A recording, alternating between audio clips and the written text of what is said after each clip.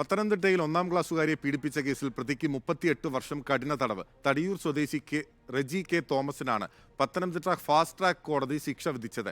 2017 കേസിനാസ്പദമായ സംഭവം. പ്രവീൺ പുരുഷോത്തമനുണ്ട് പത്തനംതിട്ടയിൽ നിന്ന്. പ്രവീൺ, എന്തൊക്കെയാണ് വിവരങ്ങൾ?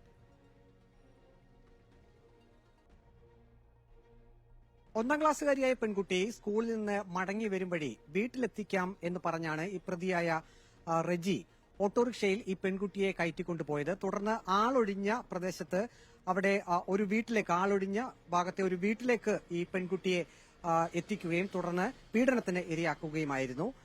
പത്തനംതിട്ട കോയിപ്രം പോലീസാണ് കേസ് രജിസ്റ്റർ ചെയ്ത് അന്വേഷണം നടത്തിയത്. തുടർന്ന് ഈ റെജി കെ തോമസിനെ പിടികൂടുകയും ചെയ്തു. പത്തനംതിട്ട ഫാസ്റ്റ് ട്രാക്ക് കോടതിയിലായിരുന്നു ഇതിന്റെ കേസ് നടന്നിരുന്നത്. പക്ഷേ വിവിധ കാരണങ്ങളാൽ വിചാരണ തുടങ്ങിയ ശേഷം ഇതിന്റെ വിധി വരാൻ അല്പം താമസിച്ചു. എങ്കിലും പ്രതിക്ക് 38 വർഷം കഠിന തടവും 5 ലക്ഷം രൂപ പിഴയുമാണ് ഇപ്പോൾ ശിക്ഷ വിധിച്ചിരിക്കുന്നത്. ഈ പിഴ അടച്ചില്ലെങ്കിൽ 4.5 വർഷം കൂടി കഠിന തടവ് അനുഭവിക്കേണ്ടി വരും.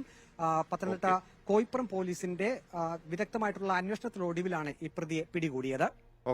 പ്രവീൺ പുരുഷോത്തമനാണ് വിവരങ്ങൾ നൽകിയത്.